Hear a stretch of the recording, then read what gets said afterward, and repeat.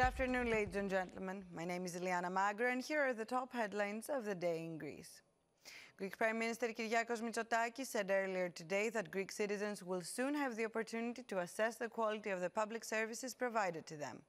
During a visit to the Ministry of the Interior, the PM noted that in a few weeks, 4 million Greeks will receive a relevant questionnaire. The responses will guide the government in determining where it needs to focus its efforts. The Prime Minister emphasized that the state and the public sector are changing.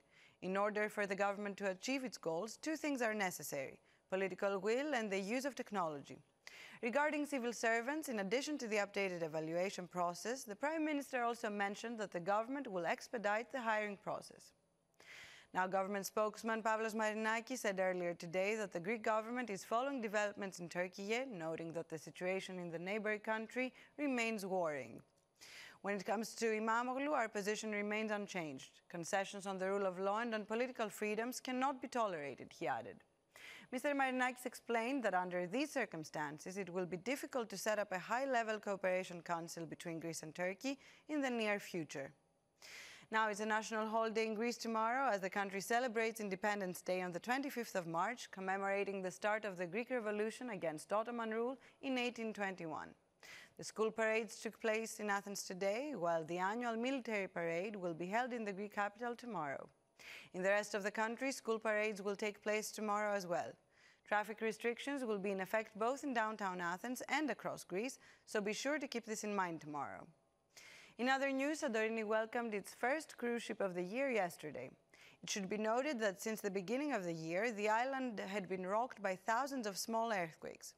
The string of tremors led to a state of emergency in February, forcing thousands of residents to temporarily flee the island and raising concerns that the summer season would be severely affected.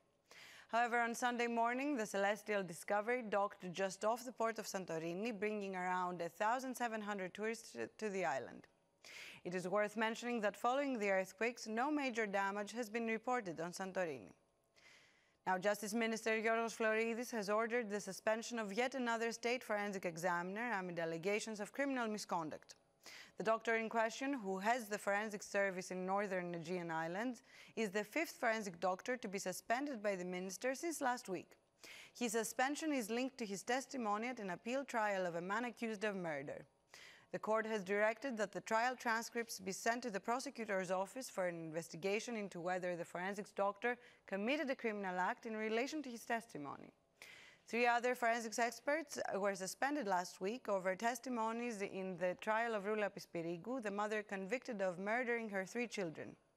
Another forensics doctor was also suspended last week after allegations that he falsified an autopsy report following a bribe of 10,000 euros. The alleged bribe is connected to the case of law professor Achilleas Lambrakis, who was found hanged in October 2021.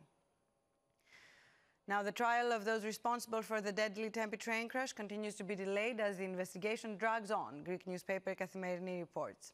The trial is now reportedly expected to begin around Christmas. According to the report, there are quite a few reasons for the holdup: a delayed expert report, frequent requests for more witnesses, the case against a former deputy minister accused of tampering with on-site evidence, parallel investigations into related aspects of the case, and demands by 2 civil servants to postpone their depositions. That's all for today. Due to the national holiday, the only English language news bulletin in the country will return on Wednesday, so make sure to tune in then.